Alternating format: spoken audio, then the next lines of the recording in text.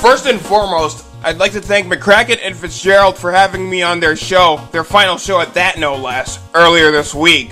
In addition, I'd like to dedicate this review segment to Riley Sky 100, who's already reviewed some of these. The former, which I'm going to dive into first, he's going to review soon, while the next two he's already covered. Well, it's my turn now. 3 of the most underrated action platformers anyone's ever seen or played on the NES. Kabuki Quantum Fighter, Shatterhand, and Vice Project Doom by their respective companies. First and foremost, let's dive into HAL Laboratory and Human's Kabuki Quantum Fighter.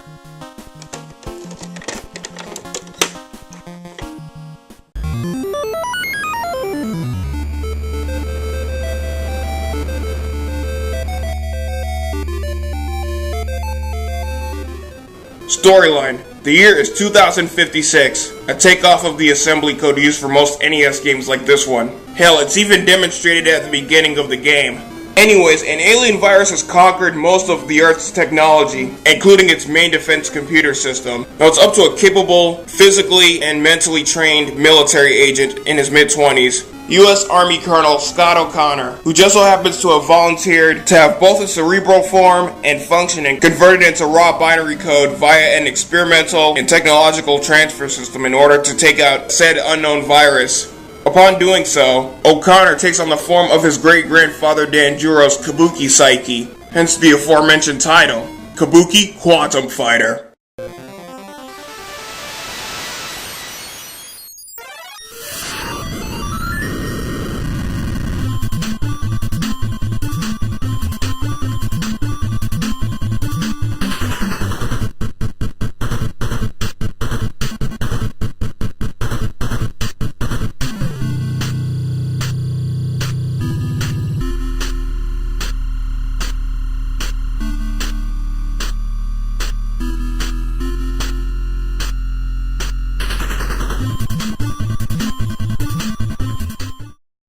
As the game opens, there are supporting cutscenes in the style of Tecmo's Ninja Gaiden, as well as Vice Project Doom, that assist in delving further into the game's plotline, which can simply be skipped via start, namely the whole scene altogether, and or A, in terms of dialogue and certain cutscene segments.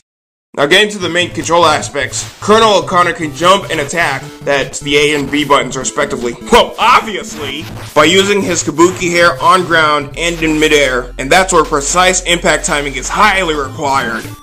As well as punching while ducking, kicking while hanging onto certain obstacles and ledges, and using certain sub-weapons by toggling through them via the select button, paused or unpaused. As O'Connor progresses throughout each stage, a new sub-weapon gets added to his arsenal until the very final, and I do mean the very final stage.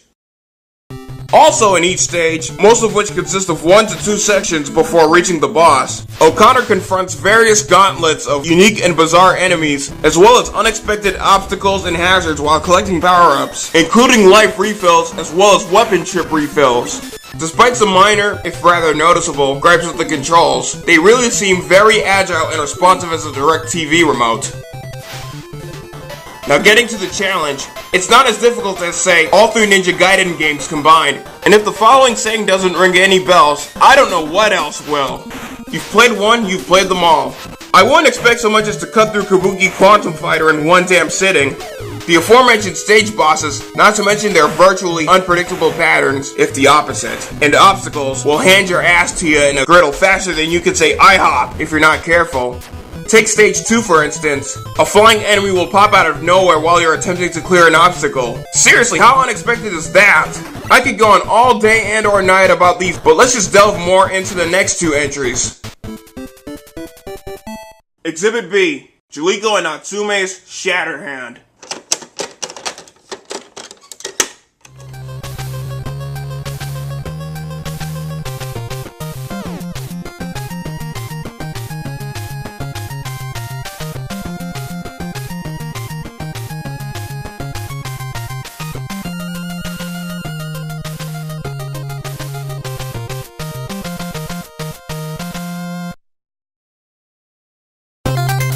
Plotline. The year is 2030 AD, literally less than 2 decades from now to be precise. A genetically reanimated cop is out for blood and vengeance after losing his organic arms fighting a militaristic renegade army, and is back in action to take back what's rightfully his. His name, Steve Herman. His affiliation, The Lord, short for the Law and Order Regulatory Division, not to be confused with the crime TV show of the same name by Dick Wolf. And bearing the code name Shatterhand, he'll stop at nothing, absolutely nothing, to make sure that Metal Command's asses are put out of commission and terminated once and for all. For great justice! A bit of a trivia, this was actually released in Japan as Tokyo Shide Soul Brain, Super Rescue Soul Brain if you will, based on a short-lived action tokusatsu TV series in the style of Power Rangers, VR Troopers, pretty much the whole nine, but with notable stage, item, and boss design changes.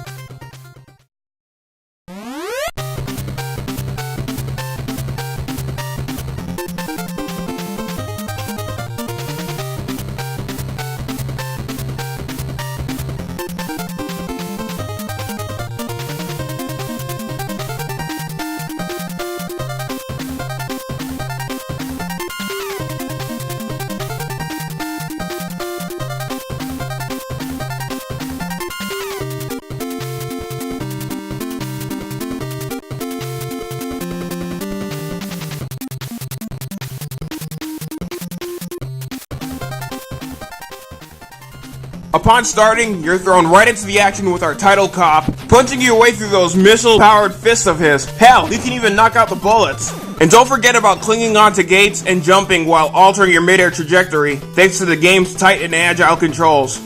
But that's not all that keeps the battle raging on, oh hell no. You can also collect coins a la Super Mario to use for various priced power-up consoles to kneel down over depending on the costs.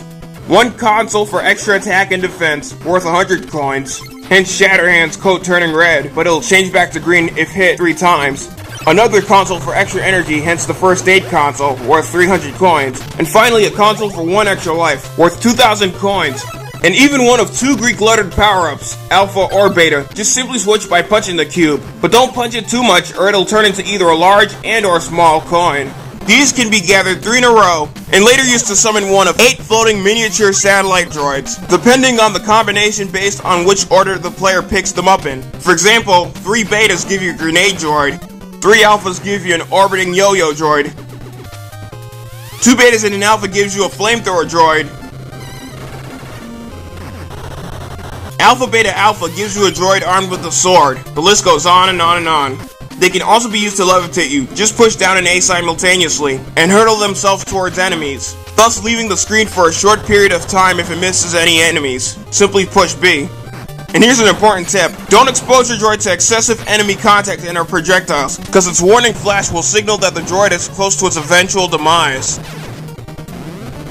Collect them again in the same exact order you've collected them before, and that droid upgrades to a temporary bionic suit which fires a destructive flame volley and is very effective against bosses. Guyver, eat your heart out.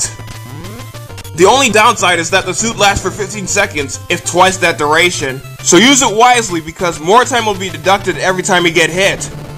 Aside from those aforementioned items, there's even booby traps to watch out for, similar to Revenge of Shinobi, because there's a split nanosecond to react and avoid it before taking unnecessary damage. In terms of game length, there are 7 stages in total, consisting of both a first and last, which are mandatory for success, but in between them lies 5 stages which can be played in any order, similar to Mega Man. At the end lies a boss which must be defeated in order to progress. Control-wise, Shatterhand moves very quickly in comparison to other intense NES action platformers, but with relatively slow-moving characters. Take Sunsoft's Batman and Konami's Castlevania series, for example.